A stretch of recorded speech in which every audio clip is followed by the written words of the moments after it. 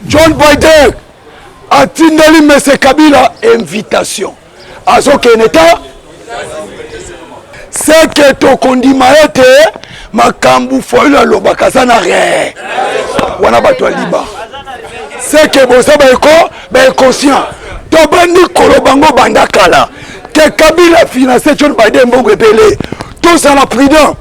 Lelo résultat na mwebo et mon ani. Azo kende kuna ba John Biden Kabila. Mais le col à IDPS, bah lobby se dit Kabila match tapis rouge, biso sur la cimetière Fayoulou, c'est que bitumeza na kati yako. Félix Aloba qui a Koloba le 15, et Longo le 20, et comme il est 27, et comme il est le 2 décembre. FCC ba yebisie toko bimananzela toko la marche ya munele. Tozo selo loba. Ceux comme qui confient la constitution. Tozanante tala mutu bomi mutu amoni muninga penga bo mutu azo so bomi na temela no ke mu bomi pe mutu bote boete Kabila viola constitution ta violate na comme temela Félix yo ko mekate yo so ko meki donc so ko mabi badongo mi so ko bazunzela ba ko kende beba ke bakeko ko mamba côté bakei ko yongela bitumba contre tata mokonzi Martin Fayulu. Comme il a dit tout contre Kabila, contre M. Tulombo, contre M. Jean-Pierre Bemba, et contre Katumbi. Fanatique M. Tulombo à Liboso, jamais Kabundi. Et ça va être fanatique à Mibale, Augustin Kabouya. Yami Sato, Kike Moulumba. Yami Ney, François Mwamba, bon opportuniste. Batiki Kabila, balandi opportunité, c'est moment et là. Azali Koloba, na M. Kabouya, ce qui est Sigazali, Alan Nangai. C'est quelqu'un qui n'a pas la capacité de gérer un parti local à IDPS. Azali katina lokuta, azali ko défendre Moïbi, peut azali koloba na lelo oyo que c'est un parti oyo bazali ko diriger mboka te. Bato bazali ko diriger mboka ezali ba oyo wana. So Monique a kokité a démissionné. Bo façon to kendele, crise mati makasi. Yango wana soka Monique ya kokité a démissionné azong sa pouvoir est-ce que mta pesa ke pouvoir ko soki to zaka bonde to zokendele ka boy Kabila za maile makasi machine à Kabila zo sala et Lukasu tina 2023 Kabila sa ata Kabila ko zonga te ako utiliser kaka mutu na ya ko zonga yango to bisi Félix Akeba receler pe bakangaka e tant on réclamer pouvoir na biso tant on kolanda et Lukato na M. Kabila na yepe M. Félix soit vigilante a ozali banda au moni ba station nyonso ya Mikel tonga ya sika ya maman na fait ya Félix ya maman Max ba station nyonso bi bato papa Christian azali simple gestionnaire ou azo gérer mais patron c'est maman na bango patron c'est maman gérant c'est Christian on l'a dit comment on a un Christian il y a non géré mais compagnie de patron maman Max mais yo ti quelqu'un là awa ou maman mabanga maman Max comme une compagnie yo zaga mo ko kwata mamu bishi papa zonga mutu eza boete zonga mutu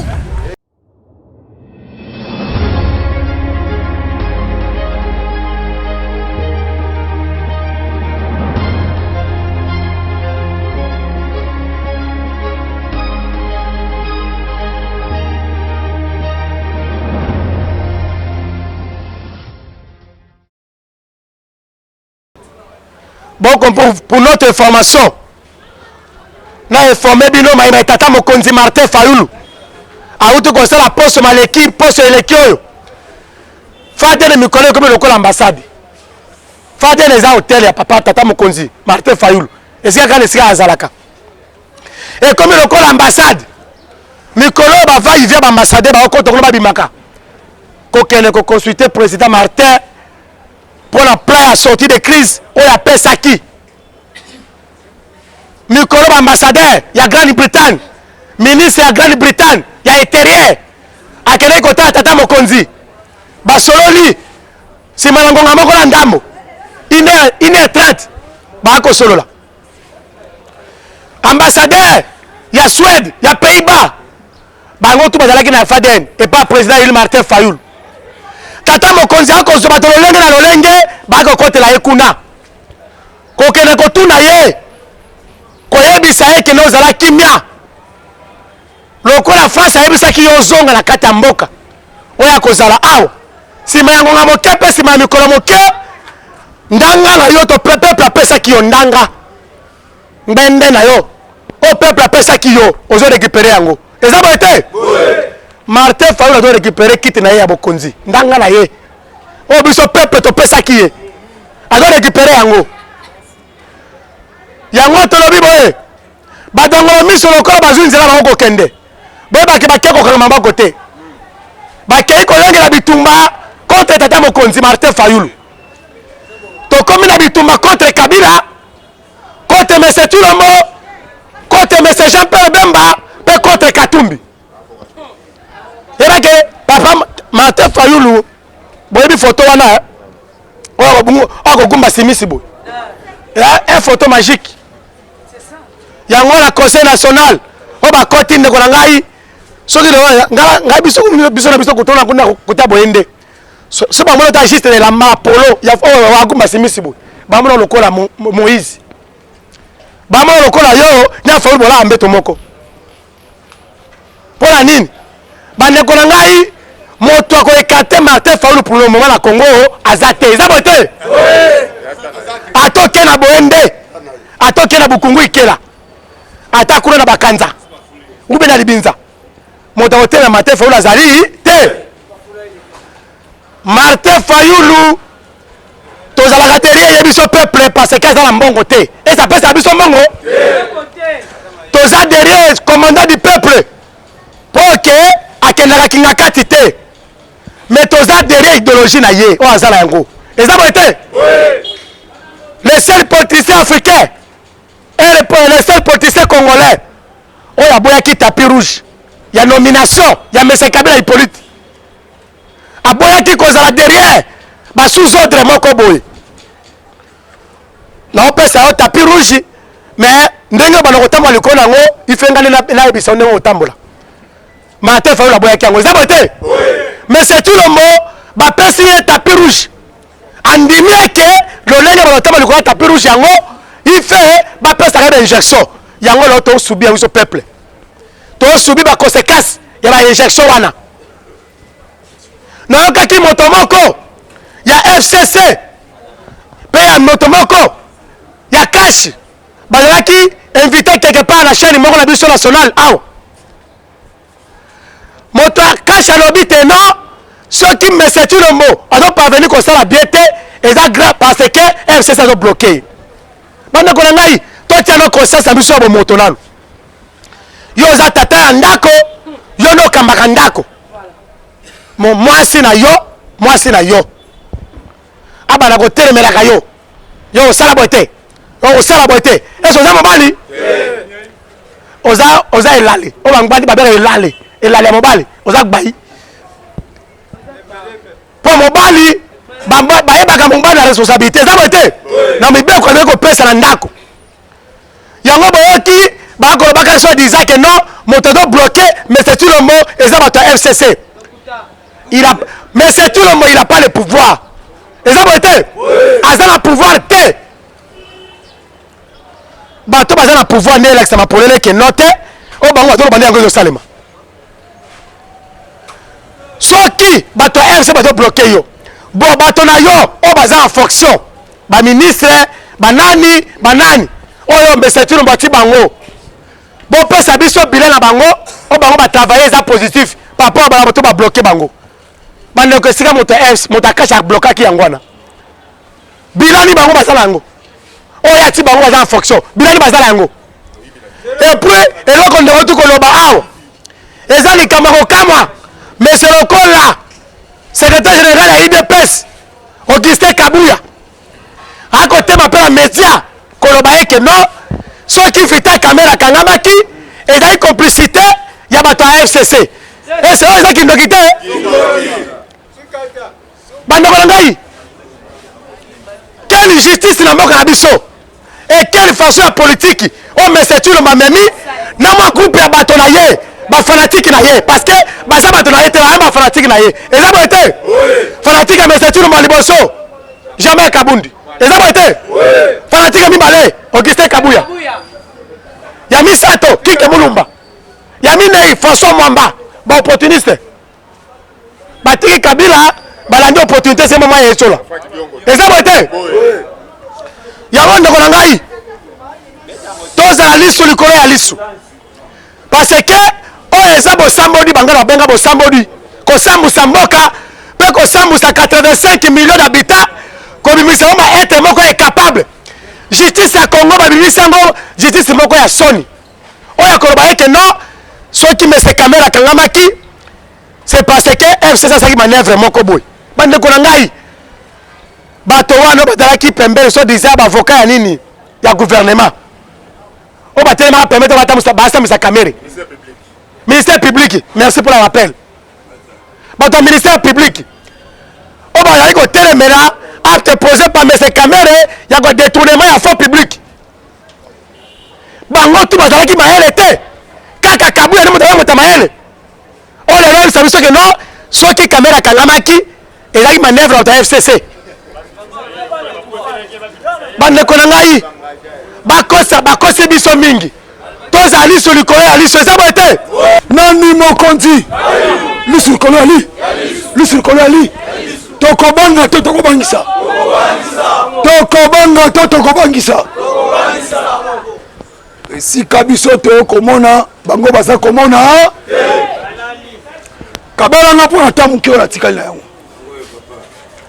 conseil national ezoleka kitoko makasi mais président alobi oyo nyonso tozoloba moto enregistre yango te mpe makambo ya secret tolobi yango bobeta yango libanda te pourquoi FCC machine ezosala ndenge kosakana te bazolinga bayeba Fayulu ide na ezani nini soki balukie na gauche yake na droite so bake na droite yake na gauche bakopote siko moto tokozwile kote nini la nord le président lui Martin Fayulu Madidi alobi boye bokonzi ayambaki ministre intérieur ya Grande-Bretagne basololaki baeuropéen baaméricain balobi il faut to appliquer plein sortie de crise ya Martin Fayulu mpona koaplike yango esengi nini baimprime projet wana na plan wana batia yango na babuku mpo bapesa yango peuple bateka yango partout peuple atanga yango ayeba yango mpo ntango tokofana na mesa ezali moko eloko tokosolola kabelanga litoi nayebisaki bino boye Kabila financé propagande ya John Biden apesa mbongo ebele alobi na John Biden soki oleki président il faut zongisanga mpe na kiboko nzi nini elekani lelo Félix na Kabila nani aza président nani mokonzi John Biden atindeli mese Kabila invitation azokende ta papa na kosi to bifekte nayebisa Kabila boy merci kabana na kende nani mokonzi tolérance merci tolobaka toluka na vraies informations po topesa bino lana monsieur Kabila nani mokonzi tolérance lamuka oye biso nyonso na nsima Fayulu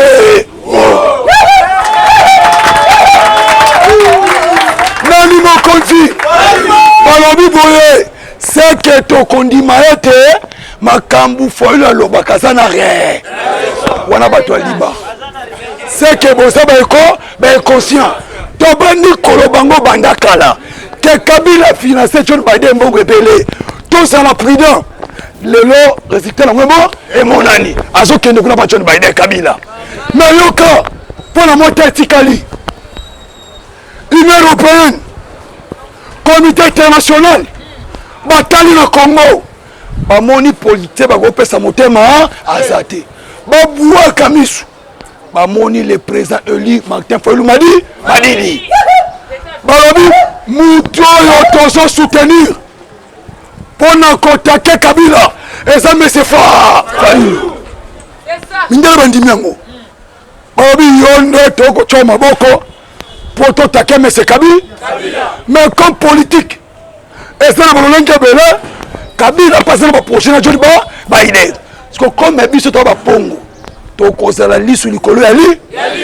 Lokola IDPS balobi soki Kabila matcha tapis rouge biso no sona sima Fayulu c'est que bitumeza na kati ya Congo. Lana IDPS batali balobi to sala carrière munene to sepeli caméra kangami to beti maboko OK to sala carrière fallait que to tika caméra pembe na biso poison pesé yango boko ki se kabuya. Alors, arrestation à caméra, Ezali, FCC, Ezali complot politique. Bon, on y était. Alors, Ezali complot politique. Mais Bino, Kabouya, c'est ma mission. Oh, bon, ça n'a plus de temps. Kabouya, Loba, caméra, Ibimbongo a mérité prison. Mais c'est ce qu'il y a, Kabouya. Oh, Loba, caméra, Kangami, Ezali, bon, ça la politique, il y a un modèle ni mais conscient. Mais conscient. Lana, pour chiter, Bazoze la Félix Aloba. Félix Aloba qui a Koloba le 15, et Longo le 20, et comme il est 27, et comme il est le 2 décembre. FCC Bayebisiye, Tokobi Mananzela, Tokose la marche ya Mounele. Tozo zelo loba. Ceux comme qui ont violé la constitution. Tozo nante. Tala mutabo mi mutu. Amoni muninga penga bo mutu. Azo so bomi na hotel melao. No ke mu bomi pe mutu. Boete. Kabila viola la constitution ta violate. Na comme hotel mela Félix yo ko mekate. Yo so ko meki. Donc so ko mabi. Est-ce que ça a sens? Est-ce que ça a sens? Yango wana biso tozali sur kolo ya le président du Martin Fayulu Madidi déjà azo préparé à par conséquent na ko sabinoté bata memling na beti bango mo ingeta hein azo préparé pour na budget hein déjà ba voter budget ya ba structure nyonso décidé président débloquer mbongo ya makasi. Président Obinga on a préparé déjà. Ce qui va le élection en 2021 plutôt, 21, directement à Foyuna na makamlo somba mbalamoko. Ce qui va le élection en 2022, nga Foyuna na makamlo somba mbalamoko. Ya moi boya ki ba cameraman de kotana conseil national. Donc te préparer makasi. Ba ko pesa biso ba brevet na suka. Problème soit bon le bango, tu vas l'accepter le préféré ah match ça bien. Comment comment mais message n'a pas personne à battre liba. Bobunda qui na Félix soit disant bino ko ba mabanga ko tu m'a piné. Le col Félix a du pouvoir, il faut que ça ni et si là. Mais aussi la terre Félix a comme un bongo. Augustin Kabouya comme un bongo, mais bino batiki bino nzela, conscient n'a pas si bino pourquoi? Puisque na yabi tango Félix Akoluba, FCC bako réagir. Kabouya, Jean-Marc Kaboun, bako utiliser nebi bino. Kabouya yo taqué pour FCC. Mais lorsque bon bako bati piaché, yaché. Le collabolobi, son qui Kabila match tapis rouge, boko na sima président Fayulu. Bon saliba na ya mboka boete beta ko pona fasi mo konzi bo moni ba station nyonso ya Mikel tonga ma sika Il y a maman a fait, il y a Félix. Il y a maman Marthe. Basta sonyo sobi bato. Papa, Christian Azali simple gestionnaire. On va gérer. Mais patron c'est maman, maman na bango. Patron c'est maman. Gérant c'est Christian. On l'a dit. Comment on a un Christian? Il y a non géré. Mais compagnie de patron, maman Marthe. Mais il y a quelqu'un là, pour ma maman banga, maman Marthe c'est comme une compagnie, Yozaga. Pourquoi ta? Maman Bichi, papa. Zonga Moutou. Et ça vous été? Zonga Moutou. Le président il m'a dit. Bissonion, c'est dans un asimana. Bon français, Union européenne, États-Unis, Comité international. Nazana numéro. Il y a Monesco. Là, c'est mis balai. Ma personne qui sont samedi. Oh, comment est-ce que je suis wapi? So que ça ka moi na nul liste même ligne. Benga président Mlopo. Muninga otosa ki na bakangi ye. Ngana obenga mama Monesco. Président Lobia. Bobanga su mutu. Yango na yebisa bino atoko banga te to ba. Numéro Monesco ça. To bengi babimisi yo. Soldat du peuple. Moko ya quartier 3. Mukolo Moïse ayaka. Bakanga ba 9 ans. Pendant plus de 6. Honorable Moussa, vous voyez bien non? Akendaki, Abimisa Bango, mais Soda Moko, Azanga Kals, il y a parti. Soda Wana, Okatika Lagakuna, Netro Babouazen à Makala, ça des semaines. Tant que vous famille n'ayez, Bakei pas ouvert à Tongo vendredi, Koloba était moins l'absent à pousser Makala, mais comment Bino partir nous à Tikeboui?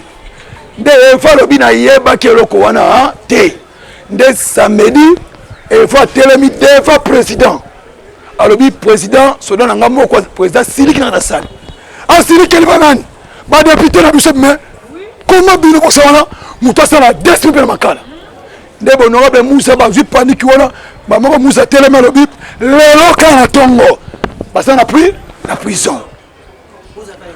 Président dit les locaux c'est libanda coup va gagner le même CRV comment est ici va continuer il y a pas le but mon conduit na yeba ga vendredi comme le samedi si connait na ya on a lobby yango parce que bimisé lelo c'est pourtant de cause na carte na yo les caméras carte biométrique dans conseil national ba le bel yango ba carte biométrique so bima so ba carte o 3000 pourtant on est ko bima so que bima na 10000 to bima na 8000 to ça la contre-valeur hein.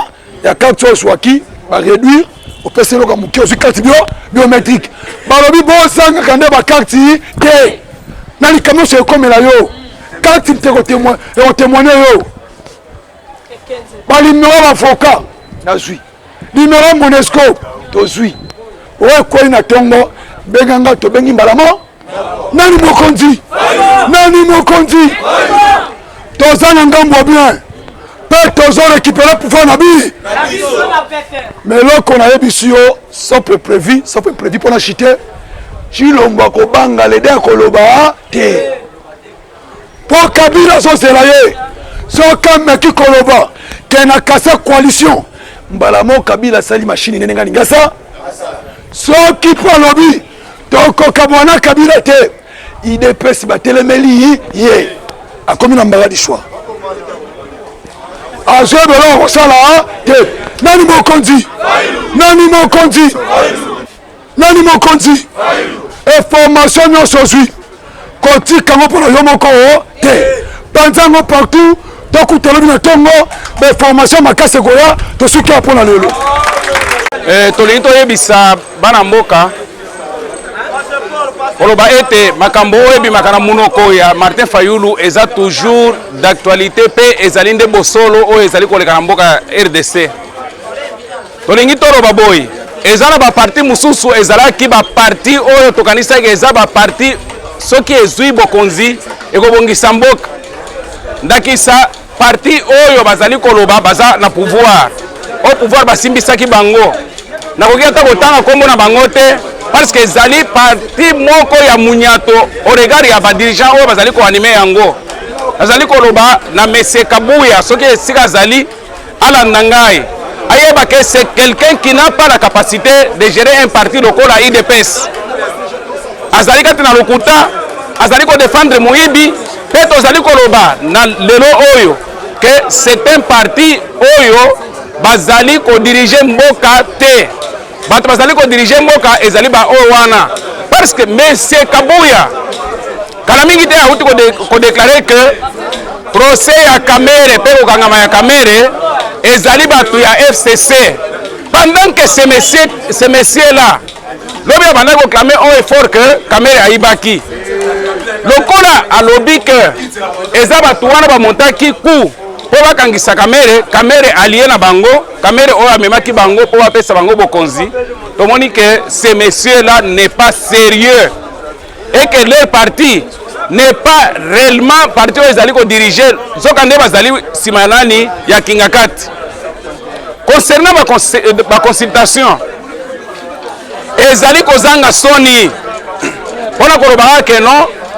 Proposition de sortie de crise oyo mwana mboka Martin Fayulu apesaki nde vrai plan ya kosala nini ya kosilisa botutu oyo balatisi RDC par la tricherie, les vols et l'escroquerie politique oyo basalaki bazwaki te toyebisaki bango ke bozwaki te bango basante te ti lelo oyo botutu wana ezali kokende kosala nini kotroubler bango babandi kocentre akize babandi kopanzana zoka nde biso tozali kosepela deja kote na biso toyebi ke na ntango bazali kopanzana biso nde tozosala nini peuple congolais azali koyoka bien que voilà bato oyo topesaki bokonzi réellement c'était Martin Fayulu Madidi oyo azwaki ndenge wana tozali kotambola biso tozali penza sai tozali kosepela parce que toyebi ke bokonzi oyo bayibaki bayebi esika babandi kokende kozongisa yango.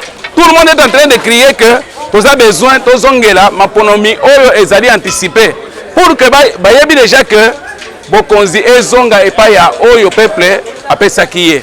Merci. On a dit koloba eza boy. Ekolo Congo eza na maladie. Maladie wana comme on a ngombe c'est Chilombo. Puisque ye andima que a collaboré na Mese Kabila pour nommer na tête ya pays na biso Congo. Ndemboka Congo est comme une crise ya kosakana te. Mais na nyoso ngona lobi na koloba boy. To sengi na peuple congolais. Bon, derrière le président élu Martin Fayulu Madidi doit soutenir le plan de la sortie de crise au président Fayulu Asalaki. Puisqu'aventure, il y a M. Chilombo, il y a M. Kabila, tout le monde a un misu. Bazali Kouala na terrain. Mais terrain, le peuple Bassanini, Babosani Yango. Mais on regrette la politique. Où sont les Kanakats à IDPS? M. Augustin Kabuya, dans l'année de mission de Peter Chan. Alors il faut M. Kamere à Kende Boloko puisque Aïbaki. Mais aujourd'hui, M. Augustin Kabuya a commis Koloba, arrestation de M. Kamere et ça lui complot politique. Au juste, baso me mabiso ne sika nini. Le lobby rouge, le lobby bleu. Ce que le peuple a quoi la vision nini. Il y a un moment qu'on s'enga puisque pour nous la moulaïté. Mais c'est une homme et l'autre qui a quitté ma démission naka. Les cas de la population, le bail qui a gagné l'élection, papa, je vous laisse le message qui s'est en haut. Mais c'est une le bail clair qui a gagné quitté. La démissionné n'a pas eu, puisque Mboka est en malamu, deuxièmement, la saigne na yo. Donc c'est là qui ont le 15, au sein le message au salité. Donc c'est le 27, au salité, au commis le 2 décembre. Papa, tu oses le 2 décembre au Loba. Ce qu'on l'obité, la seigneur M. Félix démissionné. Donc, Luka et tout, donc il y a une réforme, donc contre l'élection anticipée, donc il y a un Sika. Puis, dans mon cas, il y a un matin, pouvoir y matin, il faut à récupérer Yango. Merci papa pour la monnaie, pour la suite. Numéro de téléphone, pour la bateau, pour la posa, pour la soutenir. Puisque tout ça, il y a un outillage, il y a un bassola du peuple. Numéro de 090 71 31 549. Je répète encore 090 71 31 549. On se soutenir ngai, tous na posa solo ngai, to mo ngai, numéro ngai ngwana, bobenga nga na kozala dispo ya ko répondre bino makamna bino nyonso. Merci. Ce président Tukoloba ezaka que non président Félix, soi-disant président Félix, soit Monique a quitté, a démissionné. Bon façon tout kendele, crise maté makasi. Yango wana soka Monique a quitté, a démissionné, a son pouvoir, est-ce que tu penses qu'il pouvoir? Pour ceux qui te zaka abonné, tous ceux qui ne les kaboué, Kabila Zamaïle makasi machine à Kabila Zosala, et Lucas Soutina 2023, Kabila Sanin attaque Kabila Gozongate, à utiliser Kaka Moutouna à Gozonga. Yango Tepsi Félix Akeba, reste l'RP, Bakangakae. Tant que tu réclames pouvoir na biso, tant que tu Rolanda et Lukato na M. Kabila, na IEP M. Félix, sois vigilanté à Ozalibanda. Merci. Merci pour la parole. Il y a Baksaboué que Baimboka Oyo ba Congolais vraiment bazana susa mboka na bango. Pour mboka Oyo za biso ba Congolais. Tu to le baboué. O tu ezo le kana biso tout ozo mona.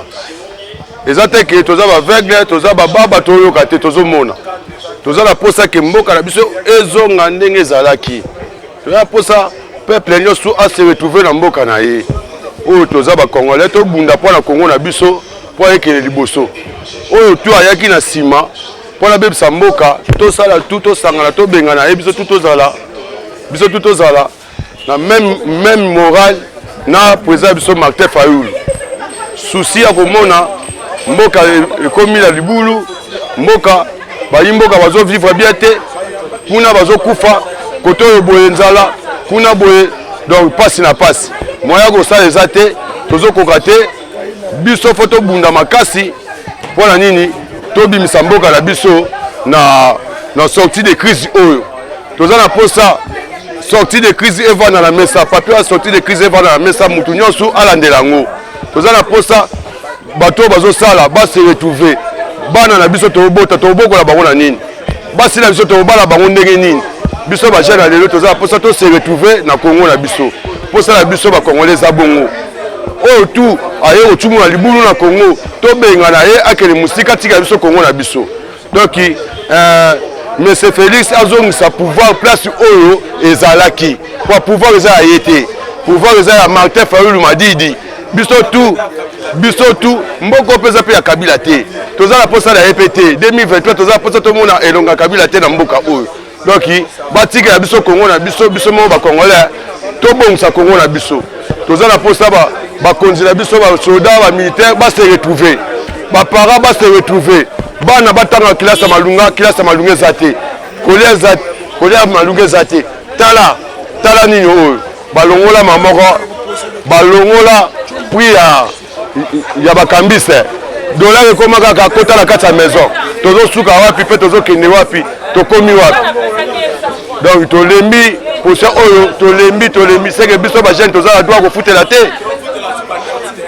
biso ba jeune toza droit ko futela te tokovana kaka na ba paraka na basi na biso esimba ta esenga biso ba jeune toza bandako na biso mwana soka kokisi 20 fois kende aluka place na ye avanda asala foyer na ye na mwasi na bana boye tokovivre